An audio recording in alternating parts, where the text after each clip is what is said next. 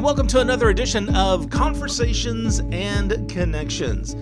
As I like to say, the official podcast of the Family Crisis Center of East Texas. I'm Stuart, the prevention coordinator for the agency, and a new year is upon us. Hopefully it goes a heck of a lot better than 2020 did. And with me today is Maria Villarreal. Did I get that right? Yes, you did. Okay. Yay! Well, just some hindsight before we get too started. Maria has been, since I've been with the agency now for a little over 3 years, Maria has always been Maria Sanchez. And she's always been just called Sanchez because we have like a dozen Marias working here. Mm-hmm. Yep. Then you had to get married and just screw the whole system up. And now everybody is having a hard time with my last And name. now I always have this pause now because she used to be Sanchez. Hey, Sanchez. And now it's like, hey, Villarreal. Such a fancy name. Anyway, Maria V. Villarreal is with me today. And something that I've never really talked about, and I don't know how much we as an agency have really concentrated on, and that's human trafficking. January is Human Trafficking Awareness Month. And Maria, first of all, I guess we should explain what brings you here to the show today, because it is Human Trafficking Awareness Month. What is your role in the agency? What is your job title, and what do you do? So I'm the sexual assault / human trafficking specialist. I've been doing this I've been here at the agency for 4 years. So before I got this position, I was a sexual assault services coordinator for about 3 years, and I focused only on sexual assault victims, helping them move forward, trying to see how we can help them and everything. Well, the position that I'm in now, it opened up last year, actually, I believe in November. And so not only am I focusing on helping sexual assault survivors, but I'm also focusing on helping human trafficking victims. And so it has been a journey. I'm very excited with the progress that we made. So yeah, that's what it entails of. I specialize in human trafficking survivors now. All right. So I think all of us at one time or another have heard that phrase or that word, human trafficking. And of course, leading up to preparing for this podcast, you and I have had several discussions about human trafficking and the differences between that and sex trafficking. So I know today we're really talking about human trafficking. I guess let's just start out with the definition. What exactly, when we say human trafficking, what are we talking about? So when we're talking about human trafficking, the first thing I want to say is that it's not like the movie Taken. So it's not like where victims are just walking down the streets or in the mall or something, and then somebody approaches them and they get kidnapped. I'm not saying that doesn't happen, but that's not what we tend to see. What we tend to see is that the trafficker tends to be somebody that knows the victim.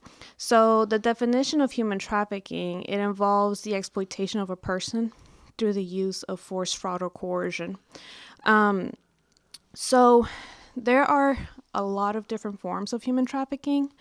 And so I'm not going to get into all of them because we don't see all of them here in the U.S. and here in Texas. What we tend to see is labor trafficking and sex trafficking primarily. And I actually brought the formal definitions according to the TVPA, the Trafficking Victims Protection Act of 2000. So they define labor trafficking and sex trafficking differently.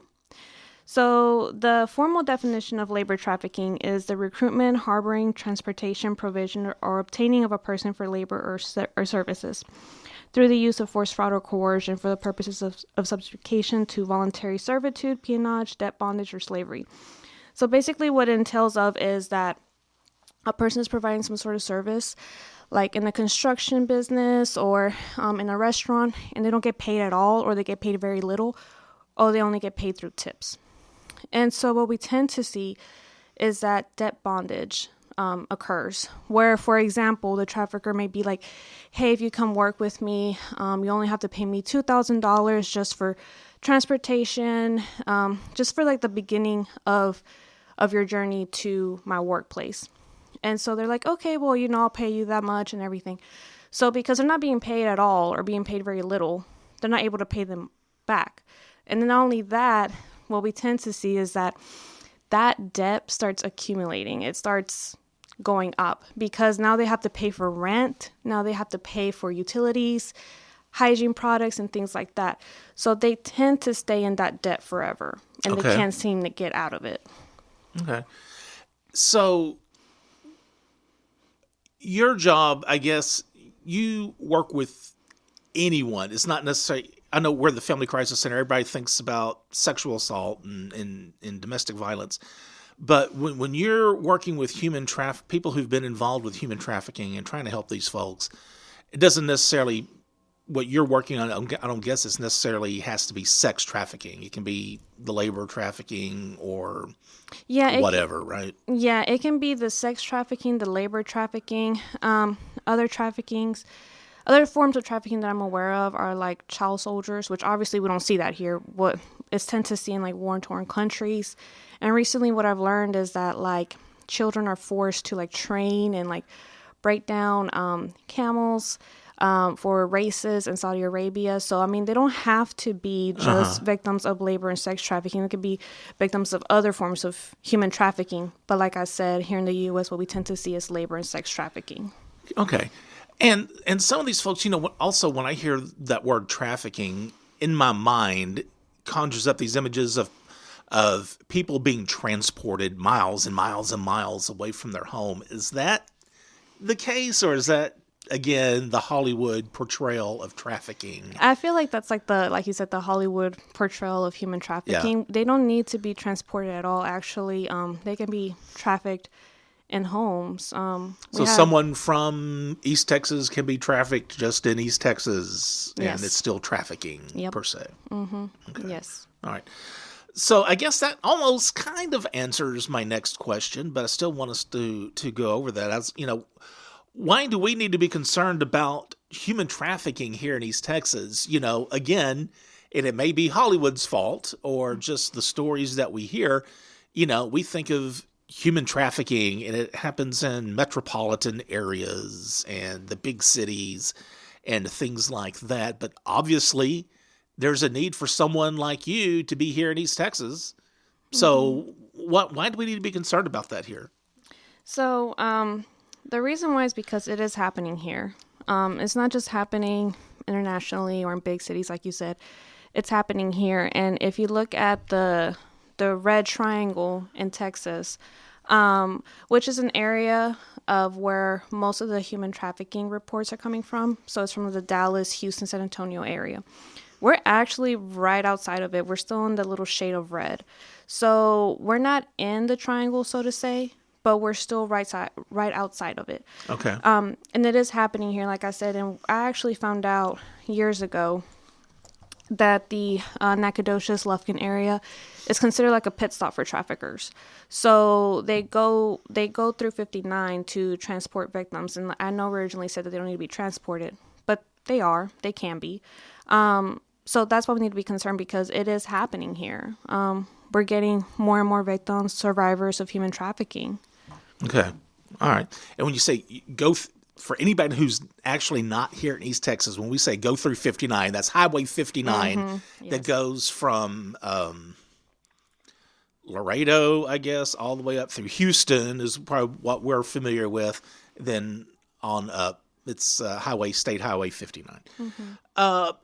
So what services, so there's a need for your services that you provide here in East Texas. What services does the Family Crisis Center provide in regards to human trafficking? And I don't know if it's fair to say victims. I know in domestic violence and sexual assault circles, we try to use the word survivor. We try not to use the word victim. So I'm assuming that's kind of the same nomenclature for the human trafficking world. What services do we provide for these folks? So, it's the same in regards to, we still provide them with counseling services, protective order, legal advocacy, and everything. But it looks more intense and more long term. So what I'm trying to do is essentially like beat the trafficker at their own game. And we do that a lot. Just because we have the safe house here, we provide a listening ear, the counseling and everything. But one of the things that we're looking into is becoming a CSA advocate. It stands for Commercially Sexually Exploited Youth. It's where I will be working with people up to the ages of 22 to provide that intense care, the long-term care. And so what it entails of is that it will be a more personal level, more intimate, more comfortable, where like I learned that a CSA advocate can take them out for lunch, can take them out for dinner, can buy them groceries, can transport them from here to El Paso to Houston and things like that. And it entails of a lot of training because it's going to be on a more personal level. I just learned that agencies who have CSA advocates, they're actually providing the CSA advocates with access to social media accounts so that way a survivor can contact them through Snapchat, through Facebook. And I actually learned that Snapchat is actually the preferred method because like we have the texting services here. But if a trafficker were to get a hold of a human trafficking survivor's cell phone, maybe they didn't have enough time to delete that message. Well, with Snapchat, that message will go away. So that trafficker will have no idea that the survivor is trying to reach out for help through Snapchat.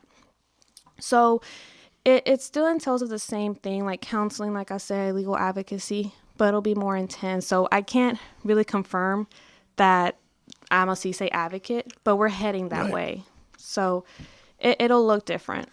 Do you know, are other agencies like the Family Crisis Center, or is it starting to be more common now for them to have human trafficking specialists, advocates like yourself? Is that becoming more common now? Yes. And we are partnering up with the Office of the Governor and with TASA to see what all we need to do. So that way I could become a CSA advocate and possibly have another person in there because, like I said, it will be more intense and on a more like personal level with the survivors because what we're going to try to do is just fill that void, help them understand that we really are here for them and they can reach out to us to talk about anything at any given time, any time of the night. So that's how it'll look a little bit more differently. Okay. So how long have you been doing this now? In this position, exactly a year. 1 year. Okay. Can you tell me within that year, how many people have you seen in regards to your role as in human trafficking? How many folks have we've helped or that we've provided services to? So we don't have like an internal data system, so to say, to keep up with the exact numbers yet. But I want to say within this year, I want to say maybe about 20, maybe. Really? Yeah, maybe somewhere between 20 and 30, I want to say. Wow. Yeah. And they're coming from all parts of the state, of the country. So it's not like they have to just be residents here in Lufkin or Nacogdoches. They can come from the Harris County, from Montgomery County. They can come from all over the state. And we actually do partner up with some agencies where they do call us and they're like, hey, we have a human trafficking survivor. Can they come and seek services with y'all? Okay, well, that was going to be my next question is here, we're in Angelina County. How would someone that's in Harris County know about us? Is it referrals from law enforcement or do they come on their own? So let's say they're referrals typically out from the agencies out there in Harris County or Montgomery County. Okay. I know that some survivors have actually learned about us on the internet. They're like looking up, okay, well, I'm a survivor of sexual assault, domestic violence too. Where else can I go? But we typically see referrals from those agencies in like the Houston area. What agencies do you work with, either locally or throughout the state? So Common Thread.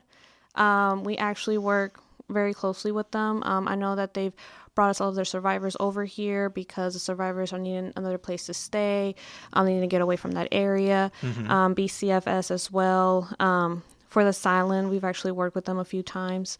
So those are some of the agencies that we work What with. about law enforcement? Yes.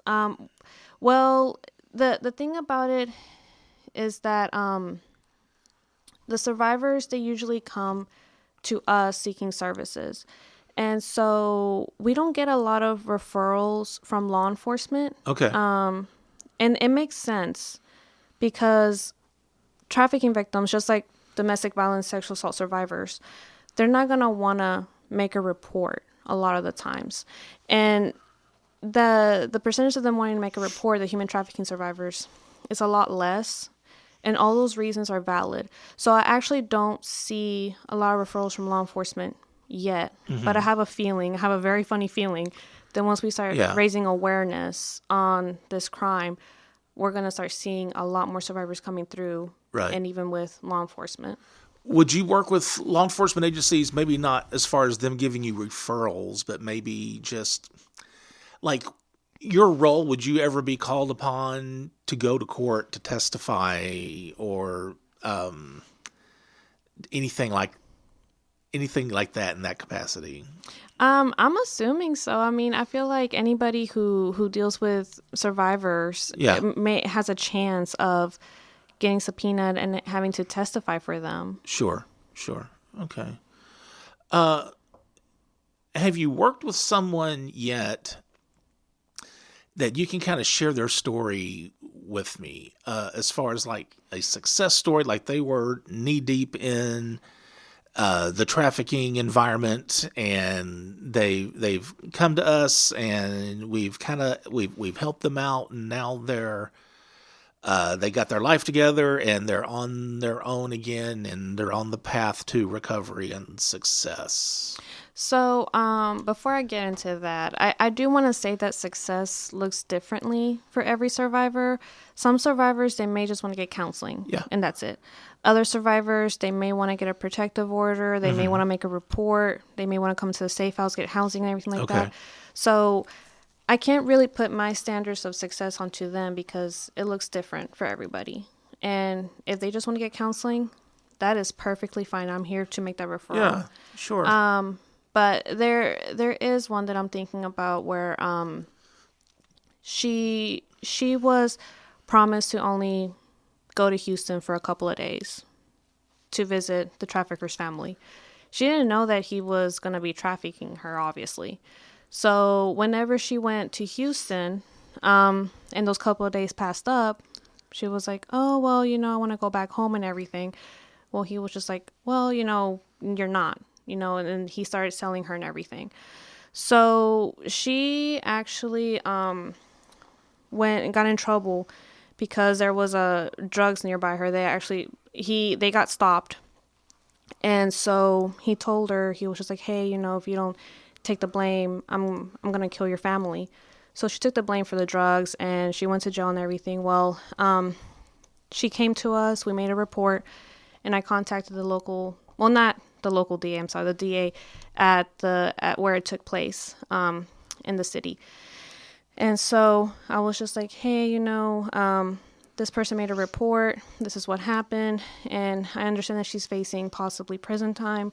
Can you take off the charges? And if not, can you lessen the punishment? Because she was looking at 5 years in prison.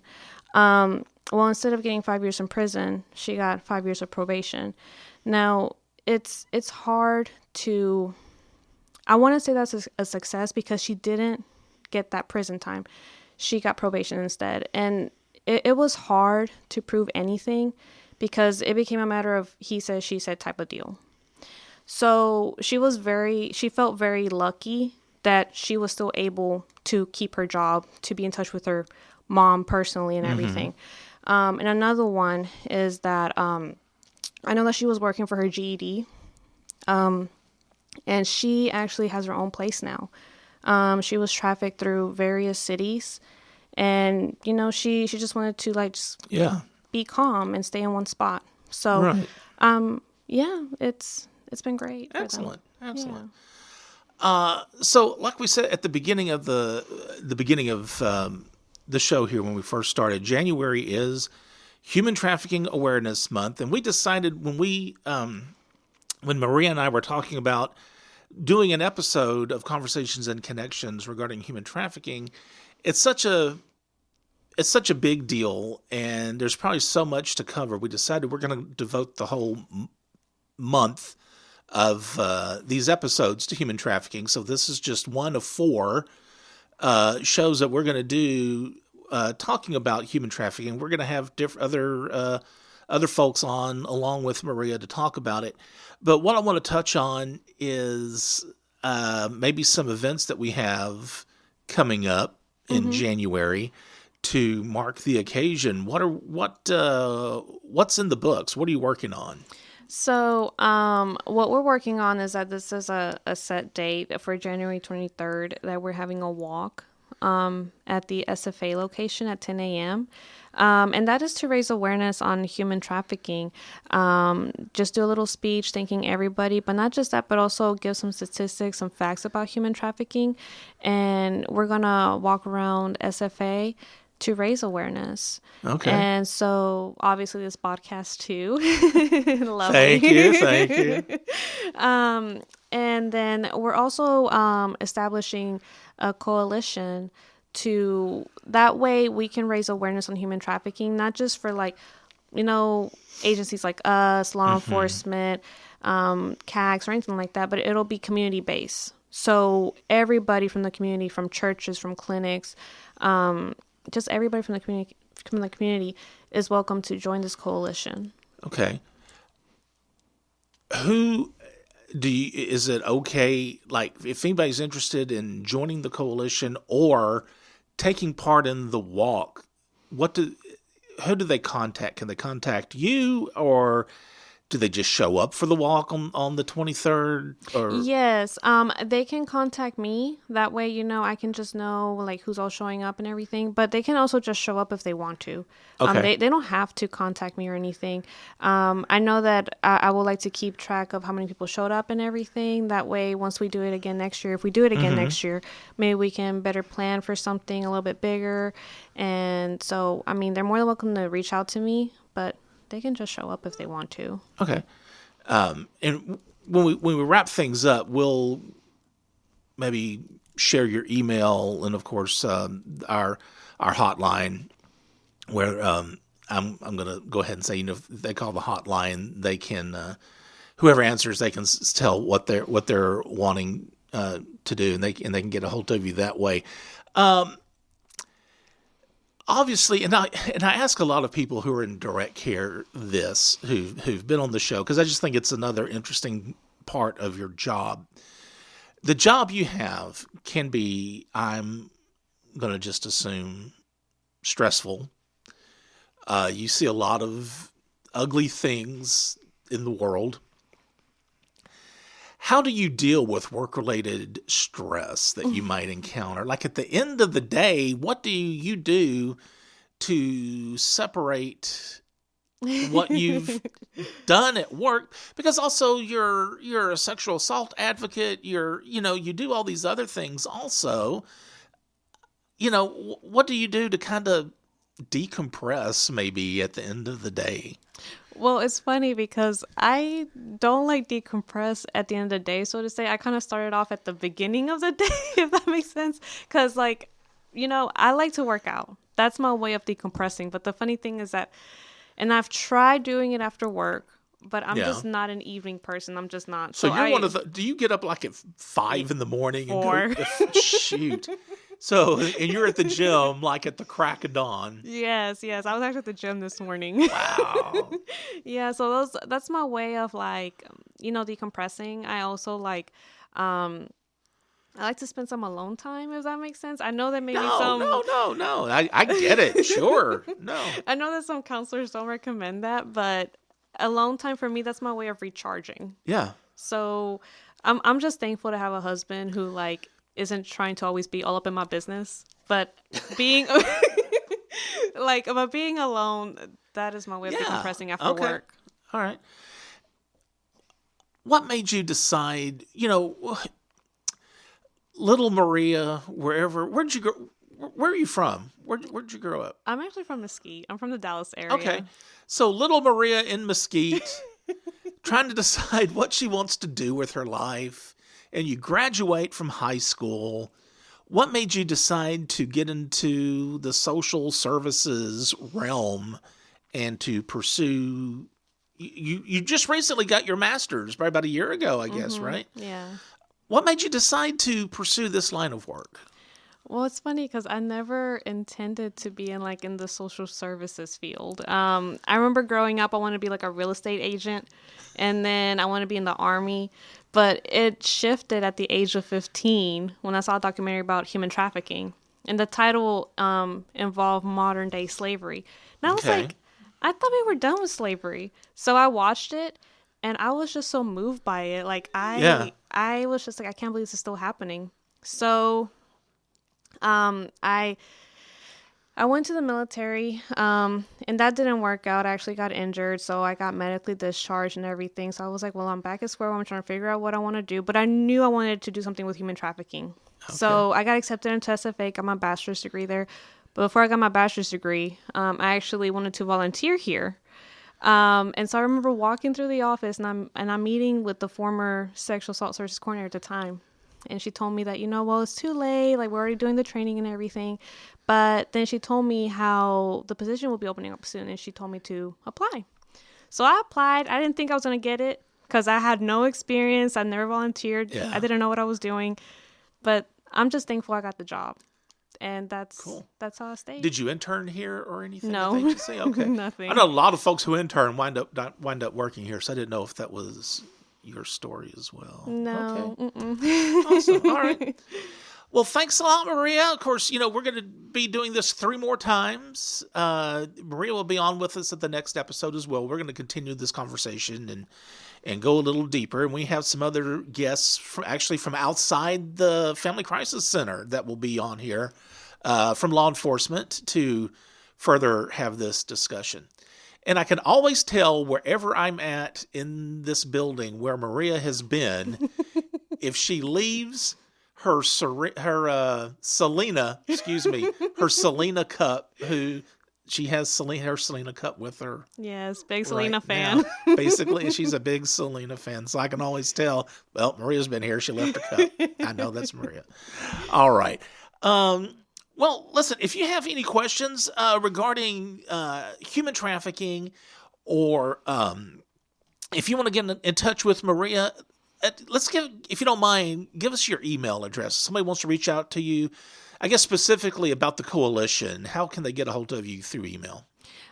So my email is msanchez, SANCHEZ, @fccet.com.